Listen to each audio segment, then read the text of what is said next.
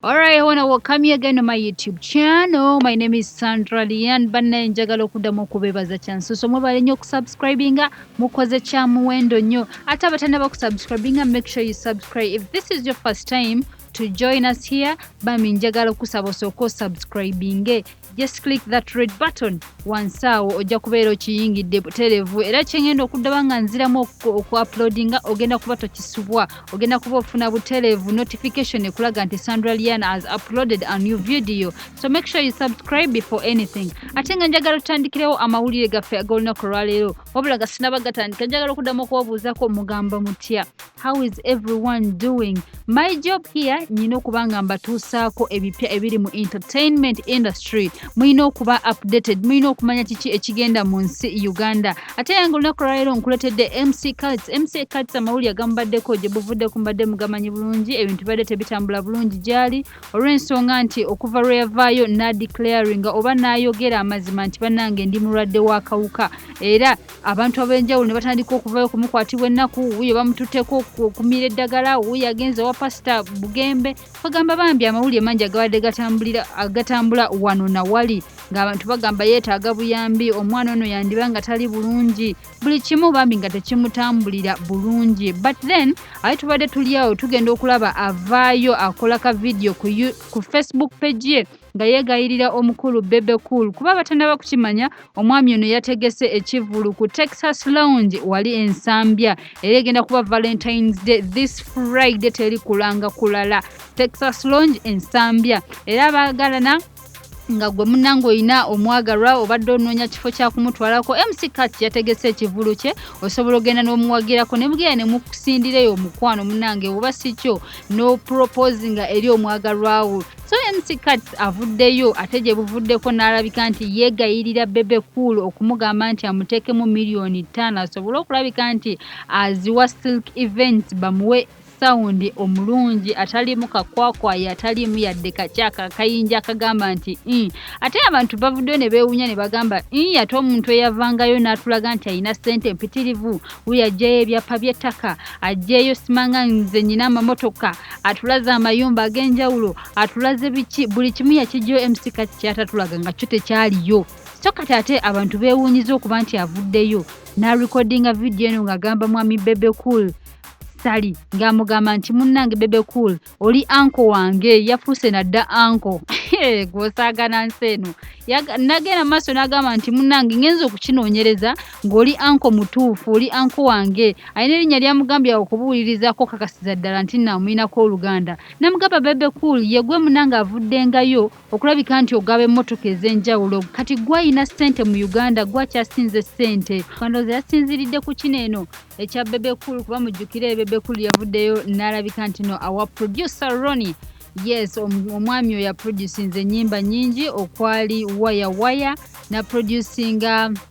ennyimba okuli nkuloga n'endala nnyingi nnyo ngera bwe muze muziraba kuba zonna bw'ozitunuulira hiti era erabise nti avaayo n'amuwa emmotoka ng'ekirabo ekyokumwebaza era teyakomye okwo n'awa n'omulala maneja we naye n'alabika nti amuwa ekirabo eky'emmotoka so MC Cuts avuddeyo munaye naye neyeekubira endu n'amugamba munaye gwagaba amamotoka gwagaba buli kimu gwayina ssente lwaki nange tonkwata ezo $5,000,000 wino Guinness naye kwegamba gwe ambasada yaayo gatooko Mr President kwegamba wali wonna buli kimu kiri kiriya lwaki tonteekamu $5,000,000 ezo nonyamba n'enziwa Silk Events ne balayika nti bampa sound omulungi kakati munnange nzizeeyo ku ground okuddamu okuhasolinga kati nkomyewo okulwana masajja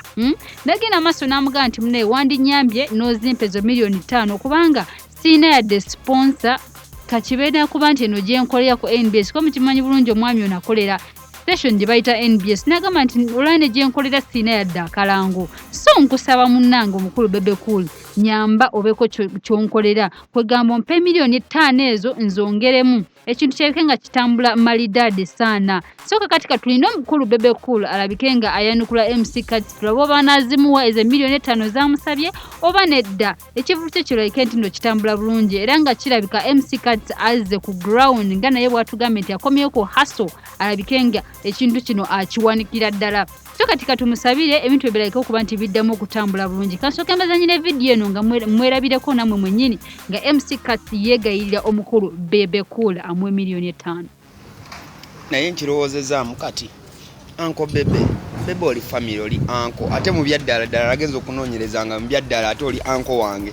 ojja kubuuza omwami gwe banyita engineer Maritini anko bebe ogaba emmotoka gwalinawo ssente Uganda Guinness ekuwa ssente Museveni oli okke nina ekivulu nga lwakutaano luno ku Valentines bumpayo $5,000,000 ninziwa Silk Events nensibira saawu okirabye sinawadde sponsor ne gye nkolera no bulango sirina ndi mu haso nga hasa yatandikira kati nazze ku ground wire haso ginatandikira nsaba busabizi wena ngambira anko bebe ampeyo $5,000,000 wezit Silk Events ezirye oba ndetere Silk Events ku Lwokutaano kyokka kye nsaba nga tuziza ekya MC Kats ebbali nenkuleetera Kasuku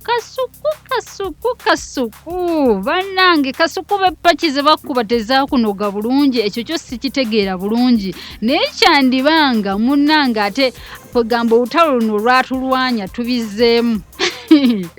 olutalo lwalwanya Eddy Kenzo ne Kasuku byandibanga bitandiikiriza okuddamu oluvannyuma lw'akayimba kana akasemyekozo akakoze rounds wano na wali okuba nti katuuka n'okumwewanguza munnange okuba ng'ali ku lisiti ya BEBECOOL okuba nga semyekozo munnange yali hit of the year nti nayo yayitako nefuna wejja ku lisiti ya BEBECOOL kubanga si kyangu okuba ku lisiti y'omwami oyo so kakati munnange twakitegerako nga Eddy Kenzo atugamba nti oluyimba luno yalwewandiikira era lyrics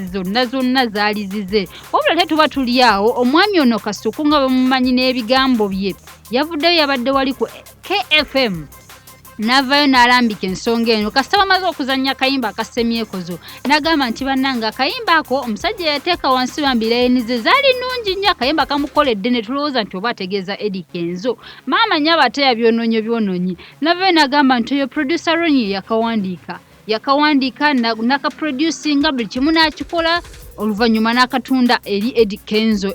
yafuna finished work kugamba yafuna mulimu guli clean nga buli kimu kiwedde era nga mukimanyi bulungi producer Ronnie ono aproducinze ennyimba nnyingi okuli nkuloga okuli waya tekako n'olusemyekozo nga mwami Kasuku bwatugambye n'endala nnyingi era nga bw'ozitunuulira so producer Ronnie bambi tabadde mubi producer mulungi amanyi kyakola amanyi kyategeera era omwe yewanigulidde n'emmotoka okuva eri BEBECOOL ng'amwebaza olw'omulimu omulungi gwe yamukolera okumuproducingira oluyimba olwa waya kuba oluyimba lulungi nnyo so tebabalimba nti Eddy Kenzo yakola ki yawandiika akayimba abantu ne bagamba ye omusajja nga tubadde tumutidde nti alina omutwe omusajja nga tubadde tumutidde nti ebigambo bino yabijja omusajja nga muyiiya nnyo kumbe si ye yakawandiika maama Eddy Kenzo kumbe baselebu baffe nga nze bwe nabagamba nti munnaye babeereyo mu kamooli nga balaba buli kyoyogera buli kyowandiika bo babeereyo wali nga bakenga era Eddy Kenzo terwamutumidde mwana nakkiriya wansi mu comment sections n'awandiika n'amuddamu namugamba thank you for the support Kasuku my brother but I wrote the song though and I do appreciate my brother producer Ronnie kitegeeza nti omusajja ono amulaga nti nze yakawandiika newankubadde nga munangu nnimirira kubanga bwe tutunuulira Kasuku kuva mabega tulabye nga ajja alimirira Eddy Kenzo kugamba obugubi buno ffe bwe tulaba Eddy Kenzo bwalwana Kasuku yalaba nga everything si yakyekolera bw'abanga kivuddeyo ne kigamba nti kituuse ku ntikko it has been a success for him fegye tumuwanya tumuwa credit nti omusajja muyiyo omusajja ayiseewo Kasuku yaba avuluga buvuluzi anti bye byamukubya luli so kakati Eddy Kenzo alaze nti nno ali down to earth amuzeemu bulungi namulaga nti munnaye my brother thanks for the support but I wrote the song but then I appreciate my brother producer Ronnie kuba naye alabika munnange yakola kirimu naye yakirinamu omukono yakuba eŋŋoma eyo naye ate oluyimba nze yalwewandiikira so kakati sisuubira nti nno Eddy Kenzo asobola okuvaayo neyewaayiriza nti nze yaluwandiika ng'ate producer yaluwandiika gy'ali producer yandivuddeyo nagaba naye nze yawandiika oluyimba so Kasuku gy'abijja byonna sirina kitegeera oba alina kyagoba banaye sikitegeera so you can comment in the comment sections below gombulire Kasuku abala ki mwe mulowooza oluyimba luno Eddy Kenzo yalwewandiikira oba producer Ronnie yaluwandiika nga Kasuku bwe yatugambye yemmwe mulaba mutya gwe tulaba nti abizeemu byandimukubyera kubanga mujjukire kyamukubya kyali kimu nti ki nditamanyi luzungu era nga bw'otunuulira mu komenti awo wansi era kuli ne fani omu agambye nti bino si bye byamukubya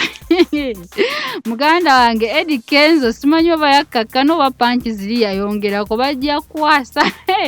naye anyways kansoke mazanyire ka video kano ate oluvannyuma ngenda kubaleka mu kanyumiriro kubanga sigenda kudda. Thank you so much for watching my YouTube channel. Make sure you subscribe. Tell a friend to tell a friend to make sure they subscribe. Tugenda kubanga tuddingana atona kujja kuba lwalulala. My name is Sandra Lian. Naye omwana yakuba engoma. Omwana yakuba engoma. Yakuba engoma n'oluyimba n'aluyimba. Oyo producer Ronnie. He wrote and did vocals. And produced the song. Wow. Then sold it to Eddy Samsuza. Yes. Yes. Getting paid as producer, drama, songwriter vocals, and everything. Songwriter. No, he was paid, I think, for using the studio.